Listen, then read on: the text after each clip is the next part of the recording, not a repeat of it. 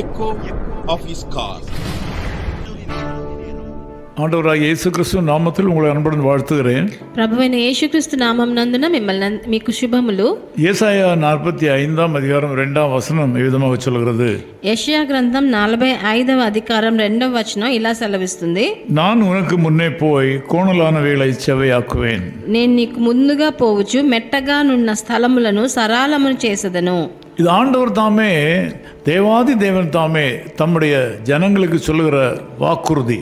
ఇది ప్రభువే, దేవాది దేవుడైన ప్రభువు తన జనులకు దేవజనులకు ఇచ్చే వాగ్దానము. தேவனாகிய கர்த்தரை விட்டு விட்டு உலகத்திலே நாம் வாழ்கிற வாழ்க்கையை மாத்திரம் வாழும்போது வாழ்க்கை கடினமாயிருக்கிறது. మనం ప్రభువుని వదిలేసి లోక ప్రకారమైన జీవితంలో మట్టుకు జీవిస్తూ ఉంటే మన జీవితం చాలా కష్టాల పాలైపోతుంది. நம்முடைய வாழ்க்கை பாதையின் முடிவு என்ன என்று நமக்கு தெரிகிறதில்லை. మన జీవితంలో ఆఖరికి ఏం జరగబోతుందో సమాప్తిలో మనకు తెలియదు. ஏராளமான பாடுகளும் துன்பங்களும் நிறைந்த ஒரு சூழ்நிலையிலே வாழ வேண்டியதாக இருக்கிறது. ఎన్నో కష్టాలు ఇబ్బందుల జీవితమే మనం జీవించవలసి ఉన్నది. ஆனால் வேதம் சொல்கிறது, நீங்கள் தேவனுடைய சித்தத்தின்படி வாழும்போது அவர் உங்களுக்கு சகாயம் செய்கிறார். కానీ ప్రభు గ్రంథంలో రాయబడి ఉన్నది, ఆయన చిత్త ప్రకారం మనం జీవించినప్పుడు మన జీవితాన్ని ఆయన సరళం చేస్తాడని. உங்களுக்கும் ஆண்டவர் சொல்கிற காரியம், அவர் உங்களுக்கு முன்னே இன்றைக்கு போய் உங்கள் வாழ்க்கையில கோணலாக இருக்கிறவர்களை செவ்வைப்படுத்துவார். అదే మాట ఈ ప్రొద్దుట వేళ మీ అందరికీ ప్రభు సెలవిస్తున్నాడు. ఆయన మీకు ముందుగా వెళ్ళి మీ జీవితంలో ఉన్న మెట్టైన స్థానాలని సరళము చేస్తాడని. கடந்த நாட்களில் உங்கள் வாழ்க்கையை திரும்பி பார்க்கும்போது உங்கள் வாழ்க்கையில பல கோணலான தவறான கஷ்டமான சம்பவங்கள் நடந்திருக்கின்றன. మీ జీవితాన్ని వెనక్కి తిరిగి చూసినప్పుడు మీ జీవితంలో ఎన్నో కష్టమైన ఇబ్బందైన మెట్టైన స్థానాలను మీరు చూసి ఉండొచ్చు. உங்கள் கடின உழைப்பால் தனிப்பட்ட விதத்திலே உங்களுக்கு நன்மைகள் இல்லாமல் போய்விட்டன. మీరు ఎంతో కష్టార్జితం చేసినా దానివల్ల మీకు ఏ ప్రయోజనం లేకుండా పోయి உங்கள் உழைப்பை மற்றவர்கள் உபயோககரமாக மாற்றி அனுபவித்துக் கொண்டிருக்கிறார்கள். మీ కష్టార్జితాన్ని మిగతా వాళ్ళ సంతోషమైన జీవితాలకు ప్రయోగించుకుంటున్నారేమో. உங்கள் கடின உழைப்பினாலே உங்களுக்கு எந்த பிரயோஜனமும் இல்லாமல் போய்விட்டது. మీ కష్టార్జితం వలన మీకే ప్రయోజనం లేకుండా పోయి ఉండొచ్చేమో. நீங்கள் செய்வது சரிதானா, உங்கள் பாதை சரிதானா என்று உங்களுக்கு ஒரு கேள்வி எழுந்திருக்கிறது.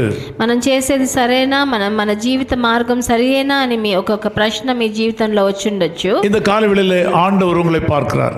ఈ ప్రొద్దుట వేళ ప్రభువు మిమ్మల్ని చూస్తున్నాడు. இயேசு கிறிஸ்து உங்களை பார்க்கிறார். ప్రభువైన యేసుక్రీస్తు మిమ్మల్ని చూస్తున్నాడు.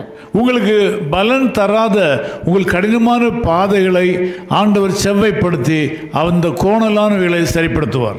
మీకు ప్రయోజనం లేకుండా ఉన్న కష్టమైన ఒక మార్గాన్ని ఆయన సరళము చేసి మీకు దాని నుంచి మంచిని ఇవ్వాలని ప్రభువు ఆలోచిస్తున్నారు. ஆண்டவர் இயேசு இந்த காலவெளியில் உங்கள் வாழ்க்கையில் தலையிடுகிறதுனால உங்கள் வாழ்க்கையில சில திசை மாற்றங்கள் ஏற்படும். ఈ రోజు ప్రొద్దుట వేళ ప్రభువైన యేసుక్రీస్తు మీ జీవితంలో ఆ తల దూర్చి మీ జీవితాన్ని మార్చివేయబోతున్నాడు. இந்த நாளிலே நீங்கள் காண்பீர்கள், உங்களுடைய வாழ்க்கையில் இருக்கிற தீமையான காரியங்கள் அனைத்தும் நன்மையாய் மாறும். ఈ రోజు మీరు చూస్తారు, మీ జీవితంలో ఉన్న చెడ్డ కార్యాలు, హానికరమైన కార్యాలన్నీ మంచికి మారేదాగా చూస్తారు. தவறான மனிதர்கள் உங்களை விட்டு போய்விடுவார்கள். మీ జీవితంలో చెడు చేసేవారు మీ జీవితం నుంచి బయటికి వెళ్ళిపోతారు. நல்ல மனிதனுடைய ஒத்தாசைகள் உங்களுக்கு வந்து சேரும். మంచి మనుషుల సహకారం మీ జీవితంలో ఈ రోజు రావడం మొదలు పెడుతుంది. உங்கள் வாழ்க்கையில கோணலானவைகள் யாவும் நேர்மையாக்கப்படும். మీ జీవితంలో ఉన్న మెట్టైన స్థానాలన్నీ సరళముగా మారుతాయి. நீங்கள் தைரியமாக முன்னேறி செல்ல வேண்டும். మీరు ధైర్యంగా ముందడుగు వేయొచ్చు. ஆண்டவர் உங்கள் கரங்களை பிடித்துக் கொள்வார். ప్రభువు మీ చేతిని పట్టి తీసుకెళ్తాడు. உங்களுக்கு நன்மை உண்டாகும். మీకు మంచి జరుగుతుంది. இந்த நாள் உங்களுக்கு ஒரு பாக்கியமான நாள். ఈ రోజు మీకు ఒక భాగ్యవంతమైన దినముగా நீங்கள் பெற்றுக்கொண்ட நன்மைகளை மற்றவர்களுக்கு சொல்ல வேண்டும். మీకు దొరికిన మంచి కార్యాలని, ఆశీర్వాదాలను మిగతా వాళ్ళతో పంచుకోండి. அதன் மூலமாக மேலும் மேலும் ஆண்டவர் உங்களை ஆசீர்வதிப்பார். దాని వలన ఇంకా మెమ్మేలు మిమ్మల్ని ప్రభువు ఆశీర్వదిస్తాడు. ஜெபிக்கலாம். ప్రార్థన చేద్దాం. அன்பின் பிதாவே, உமக்கு நன்றி செலுத்துகிறோம். ప్రియమైన ప్రభువా, మీకు వందనాలు, స్తుతులు. இந்த தொடர்பில் இருக்கிற மக்கள் பல நேரங்களிலே தங்கள் வாழ்க்கையில சில காரியங்களை ஆரம்பித்து அவை தோல்வியில் முடிவிட்டு விட்டன.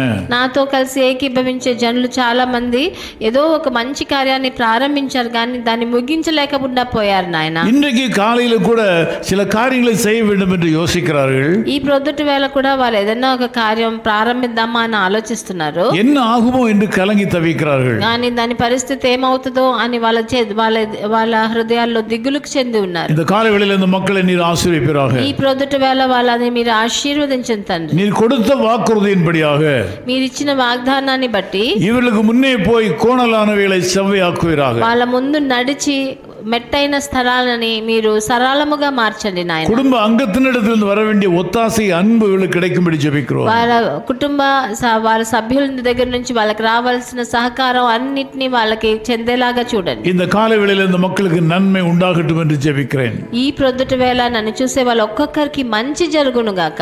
இவர்கள் கால் மிதிக்கும் தேசத்தை இவர்களுக்கு கொடுப்பீராக. వాళ్ళు ఎక్కడలా వాళ్ళ కాలు అడుగు పెడుతున్నారో వాళ్ళ நினைக்கிற காரியங்கள் அனுகூலமாய் முடிவதாக. వాళ్ళు అనుకున్న కార్యాలన్నీ అనుకూలంగా మారని. சாபக்கேடுகள் நீங்குவதாக. వాళ్ళకున్న శాపాలన్నీ మారిపోని. இயேசு கிறிஸ்துவின் நாமத்திலே ஜெபிக்கிறோம் பிதாவே. ప్రభువైన యేసుక్రీస్తు నామం నందున వేడుకుంటున్నాం నాయన. ஆமென் ஆமென். கால் மிதிக்கும் தேசமெல்லாம் நம் கர்த்தருக்கு சொந்தமாகும். கண் பார்க்கும் பூமி எல்லாம் கல்வாரி கொடி பறக்கும். பறக்கட்டும் பறக்கட்டும் சிலுவையின் ஜெய கொடி. ஹல்லேலூயா. உயரட்டும் உயரட்டும் இயேசுவின் திருநாமம். ஹல்லேலூயா. கால் மிதிக்கும் தேசமெல்லாம் நம் கர்த்தருக்கு சொந்தமாகும். கண் பார்க்கும் பூமி எல்லாம் கல்வாரி கொடி பறக்கும். God bless you.